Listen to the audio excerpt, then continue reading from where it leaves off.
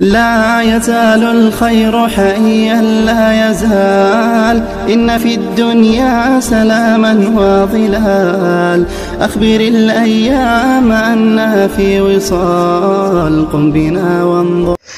الحمد لله وكفى وسلام على عباده الذين اصطفى اما بعد.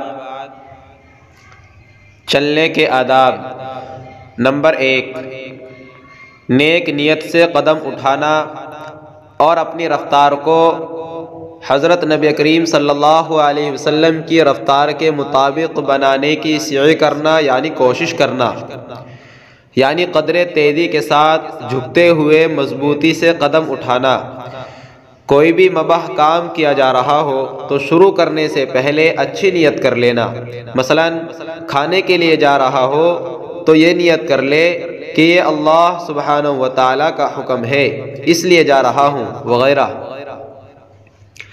حضرت علی رضی اللہ تعالیٰ عنہ جب آپ صلی اللہ علیہ وسلم کا حلیہ بیان کرتے تو کہتے، جب آپ صلی اللہ علیہ وسلم چلتے تھے تو قوت سے پیر اٹھاتے تھے، گویا آپ ان نشیب میں یعنی ڈھلان میں اتر رہے ہیں. شمائل ترمذی.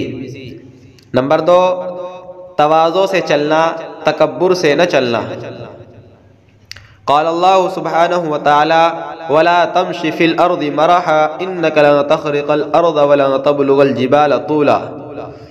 اللہ سبحانہ وتعالی کا ارشاد ہے، اور زمین پر اکڑ کر مت چلو، نہ تم زمین کو پھاڑ سکتے ہو اور نہ بلندی میں پہاڑوں کو پہنچ سکتے ہو.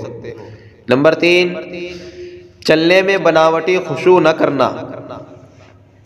حضرت عمر بن خطاب رضی اللہ تعالی عنہ نے ایک جوان کو دیکھا جو بیماروں کی سی چال چل رہا تھا، تو اس سے پوچھا، کیا تو بیمار ہے؟ تو اس نے کہا نہیں. تو آپ رضی اللہ تعالی عنہ نے کوڑا اٹھایا اور اسے مارا اور اس کو قوت کے ساتھ چلنے کا حکم دیا. موسوعۃ الآداب الاسلامیہ. نمبر 4، ایک چپل پہن کر نہ چلنا.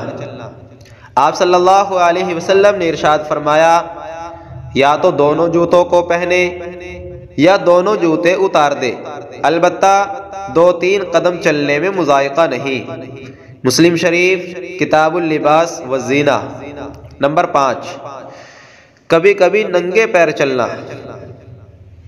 حضرت فضالہ بن عبید رضی اللہ تعالیٰ عنہ فرماتے ہیں، آپ صلی اللہ علیہ وسلم ہمیں حکم دیتے کہ کبھی کبھی ننگے پیر چلا کریں. ابو داؤد شریف.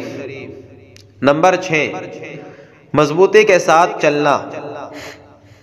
حضرت علی رضی اللہ تعالیٰ عنہ جب آپ صلی اللہ علیہ وسلم کا حلیہ بیان کرتے تو کہتے، جب آپ صلی اللہ علیہ وسلم چلتے تھے تو قوت سے پیر اٹھاتے، گویا آپ صلی اللہ علیہ وسلم نشیب میں یعنی ڈھلان میں اتر رہے ہیں.